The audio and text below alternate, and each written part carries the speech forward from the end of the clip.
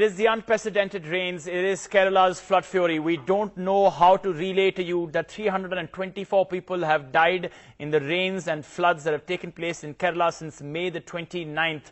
In just the last few days, that is since the 8th of August, more than 170 people have died according to the latest figures released by the Chief Minister's office. What is the good news? What is the bad news? The good news is that the intensity of the rain is set to be reducing, and that is what is going to be seen even tomorrow on Saturday. What we can also tell you is that there is some bad news. That is that the relief teams, whether they be the NDRF or the Navy or the Army, they are finally reaching those areas where nobody could reach because of landslides and the rivers basically being in spate. All 41 rivers of Kerala are reflecting a situation which is nothing short of a national disaster. So when they are reaching there, the Army, the Navy is basically getting a sense of how many people have actually died, how many are homeless. 220,000 are in 1,500 shelters, which basically means they are homeless and they don't know what has happened to their homes. We can also tell you that if you want to donate,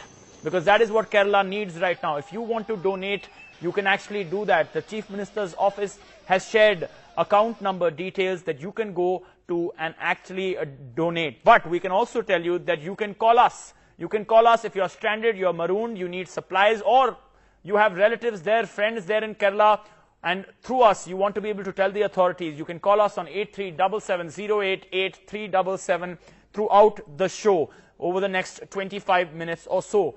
Now, once again, let's just quickly take you through what is the donation account number for the bank transfer. Well, that is going to be the State Bank of India. It is a website you can also log on to. It is the donation to the CM's Distress Relief Fund. You can log on to the website that's there, donation.cmdrf.kerala.gov.in, or you can go for a bank transfer to the State Bank of India. You can transfer the money online. Now, let's take a look quickly at the highlights of all that's taken place over the past 24 to 48 hours. We can tell you to start with that the number of people that have died according to the official figure is 324. Remember, that number could increase. Many are still feared dead or missing. 12 out of 14 districts are well.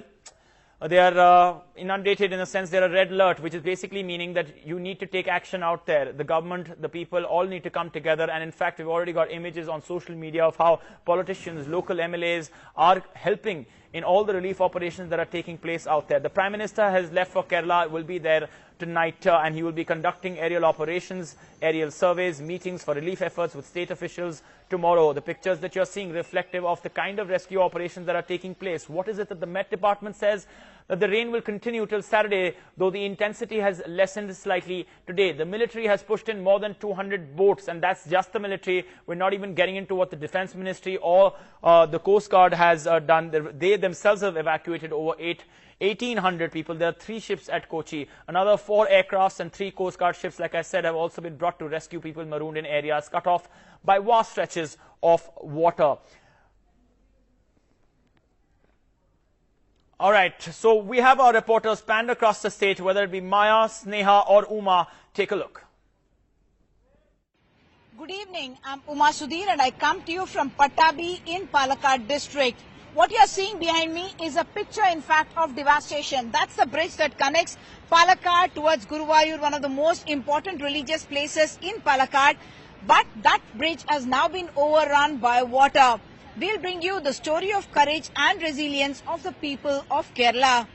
Good evening. Our focus for the next half an hour is on Kerala, a state which is battling unprecedented natural calamity in almost a century. The worst was in 1924. I am coming to you from Angamali. On one hand, 2 kilometers away from me.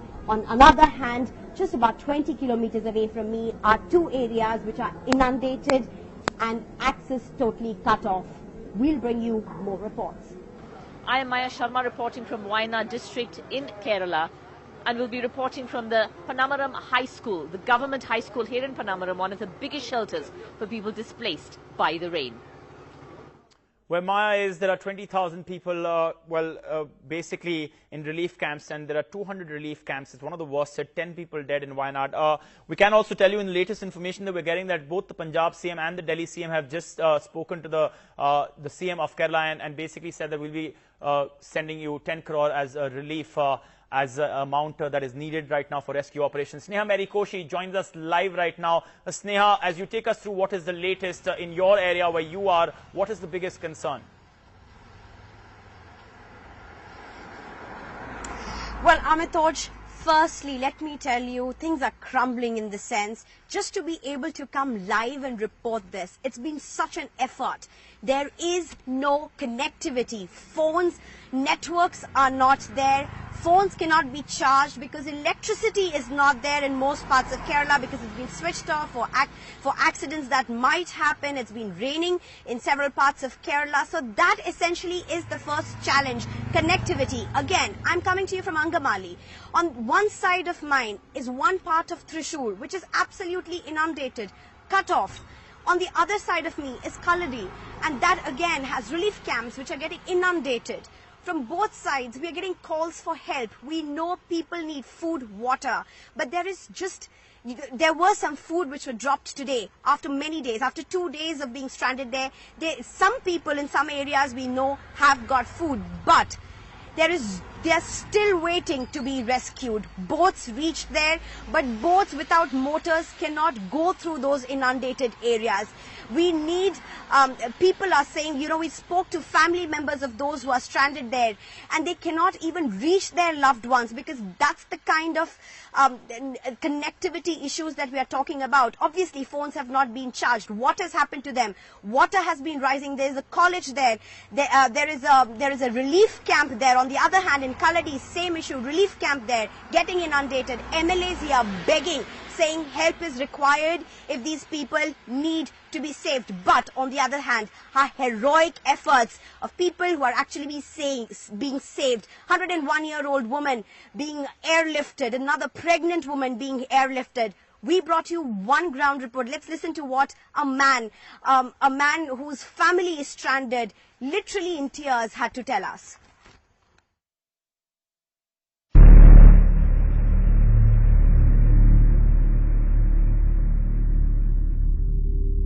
Here is a gentleman who is desperate to get help for his family members. He says he's the one who's been at the center of evacuating many, many people.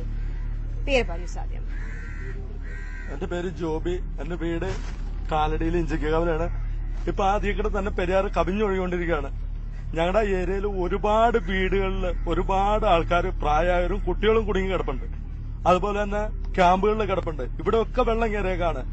കഴിഞ്ഞ 48 മണിക്കൂറായിട്ട് പ്രായമായ ആൾക്കാർ വെള്ളത്തിൽ തന്നെ കിടക്കണേ. സിക്കായിട്ടുള്ള ഒരുപാട് ആൾക്കാർ. കഴിക്കാനുണ്ട്. ഇന്നലെ വിളിച്ചു കഴിഞ്ഞപ്പോ പറഞ്ഞതെന്ന് പറഞ്ഞിട്ട് ലാസ്റ്റ് ഒരു കോള് കിട്ടി. അവരുടെ മൊബൈലിൽ ചാർജ് ഇല്ല എന്ന് പറഞ്ഞു.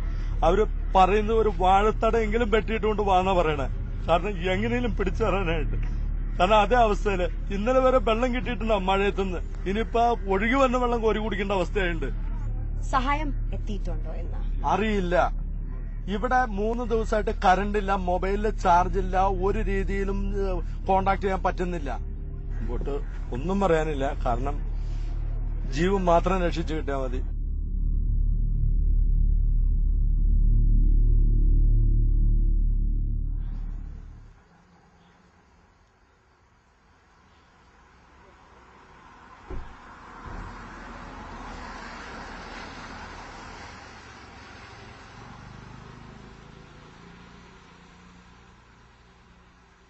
All right, Sneha, still with us, tracking all that's happening out there. Just to tell you, we can tell our viewers, and remember that person who was talking to Sneha was making it very clear that there's no water in areas. The latest information we're getting is that the Southern Rail is going to be dispatching drinking water for Kerala. We do know that 2.8 lakh litres of drinking water from Tamil Nadu is going to be reaching Kerala. As we understand, that will be dispatched to the government of Kerala. Pinarayi Vijayan has spoken to the press about all that's happening in Kerala. Let's listen. പ്രതിരോധ മന്ത്രിയുമായി രാവിലെ സംസാരിച്ചപ്പോൾ കൂടുതൽ ഹെലികോപ്റ്ററുകൾ വേണ്ടതിന്റെ ആവശ്യകത ചൂണ്ടിക്കാണിച്ചിരുന്നു. മാത്രമല്ല, രക്ഷാപ്രവർത്തനത്തിന് ആവശ്യമായ മറ്റ് സജ്ജീകരണങ്ങളും ആവശ്യമാണെന്നും അവരോട് പറഞ്ഞിട്ടുണ്ട്. ഈ 2 മേഖലകളിലെ ചില സ്ഥലങ്ങളിൽ ഒറ്റപ്പെട്ടുപോയവരെ ബോട്ട് വഴി രക്ഷപ്പെടുത്താൻ കഴിയുന്നത് പ്രയാസമാണ്. അപ്പൊ അവരെ ഹെലികോപ്റ്റർ ഉപയോഗിച്ച് മാത്രമേ രക്ഷപ്പെടുത്താൻ കഴിയൂ.